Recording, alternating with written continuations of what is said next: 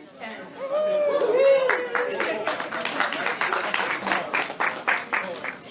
I'm Laura Candler, and I work for Lodge as a part of the social media team. You'll see me and Jody, the other member of our social media team, out here today taking pictures and things. We are so excited you guys are all here. This is the first ever event for us. One of the things that we've noticed as we've grown as a brand online over the past few years is the amount of passion for cast iron out there, and cast iron collecting especially, has just grown and grown. And so this is the first event that we thought we would have an event where we could actually be able to meet some of you guys and just spread some of the cast iron love and learn a little bit more about these old pieces.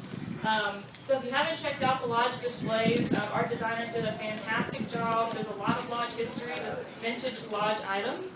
And then cast iron that a lot of people have brought that looks very cool. So thanks again for coming and bringing your cast iron. We're very excited you're here. I want to introduce somebody who actually we connected with online a few years ago. Like I said, there's a lot of online communities around cast iron cooking and around cast iron collecting. And this is Eric Walker. He is a part of one of the biggest groups, probably the biggest group online for cast iron cooking. And it's a Facebook group called Cast Iron Cooking. If you're not a member of it already, you should definitely join. It's a great community of people posting all about what they do in cast iron all day long. And I'll let Eric speak a little bit more about that. So thanks, Eric, for being here. He's all the way from Boston. So give him a round of applause, please. I'm afraid I'm no good at speaking off the cuff. I had to prepare this in advance. So, what can I say? But hi there.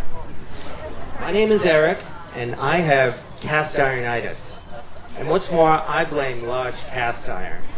If you don't know what cast-ironitis is, it's a condition being spread into a new generation of cast iron collectors and cast iron cooks, people who've thrown away their cheap dollar store non-stick skillets and discovered the joy of using a pan that's so thick and heavy you don't need to join a fitness club.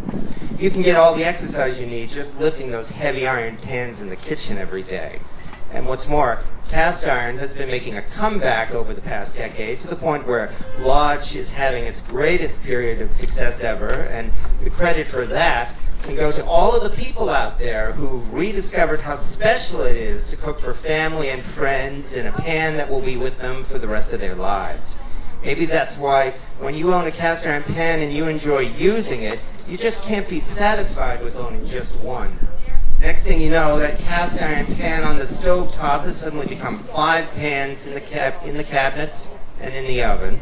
And then it becomes 10, then 20, and it just keeps on growing. That's cast-ironitis. Or you might be able to spot the symptoms of cast-ironitis. I mean, when you stop to consider that if over half of your kitchen gear has to be kept on the bottom shelf, you might have cast-ironitis. If visitors see the skillets hanging on your wall and say, nice decor, and you say, what decor? You might have cast-ironitis. If you own over 50 pieces of cast iron, you might have cast-ironitis. If your cooking gear weighs more than your children, you might have cast-ironitis.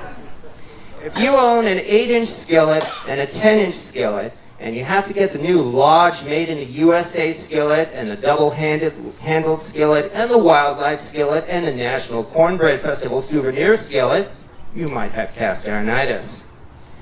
My apologies to Jeff Foxworthy for ripping off his material there. And if you have cast-ironitis, you're not alone. Not only can you look around right now and see people with it, you can go on the internet and find many groups on Facebook where people are showing off their cast iron kitchen creations. And I'm proud to be part of a group on Facebook that happens to be called Cast Iron Cooking, with over 290,000 people from all over the country who have cast-ironitis. And they're posting stories and pictures every day showing what it's like to have it. This group started several years ago in 2011, and it's become so popular that the folks at Lodge have certainly taken notice, and they've come up with a sinister master plan to spread cast-ironitis far and wide with secret weapons such as their fluted cake pan or their wildlife pans or their other new series of cast iron pans. It's as if they know that what makes cast iron so special is the sense of history and mystery that comes with these black iron skillets. Castironitis is spreading, and there's certainly no sign that it's going to stop at any time soon. But as the cast iron cooking group has become so big and successful, you know what makes me glad to read the group every day? The vast majority of the pictures, the posts, and the recipes on there are everyday meals from everyday people, just from you and from me. We see people cooking breakfast, supper, birthday meals, biscuits for the kids, steaks, and chicken from the grocery store, and of course, lots of cornbread. Exactly what we serve in our own homes every day. And there are some professional chefs on the group, but they keep a low profile. And most of the popular persons there are the same people who we see in our own neighborhood every day. And that's the real appeal of cooking in cast iron, that there's so much love and beauty in the food. We cook in our iron pans every day. It looks great and it tastes wonderful because, as they say, it's made with love.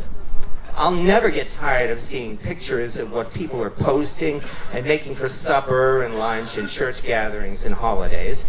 And it's all of you who've made this group a success. And that's what makes it, for me, the best group on Facebook. And this is why cast iron collecting has also become so popular, as we see here at this special event for collectors. There are people here who are proud to use their great-grandparents' skillets and cornbread pans and Dutch ovens, just like we know people who rebuild vintage cars and show them off with pride. The cooking is the most important part, but it's the beauty of these pieces that helps to make them so special. I don't know if it's art, but it sure looks good. And that's one reason why I have a stack of skillets in my kitchen instead of just one. And besides, if you have to take pictures of your cast iron pans and post them on Facebook, you might have castironitis. If you wander to the kitchen section at Walmart just to see what they have for cast iron, and you do that every time you go to Walmart, you might have castironitis. If half or more of the pans in your waiting to be seasoned pile are from family and friends, you might have castironitis. If you fight for your cast iron in court when you get divorced, you might have castironitis. If you plan your road trips and you have to include a trip to the Lodge factory store, you might have castironitis. If one of your biggest fears is that you'll die and your wife will sell your cast iron for what you told her you paid for it, you might have castironitis. If your pans have names like Big Bertha, Old Smoky, and don't you dare cook anything but cornbread in that pan, you might have castironitis. If your idea of a 12-step program is needing to take 12 steps to make your way past all of the cast iron in the room, you might have castironitis. And of course, if you have to come to the National Cornbread Festival just to attend the cast iron collector's tent, you definitely have castironitis. Thank you very much.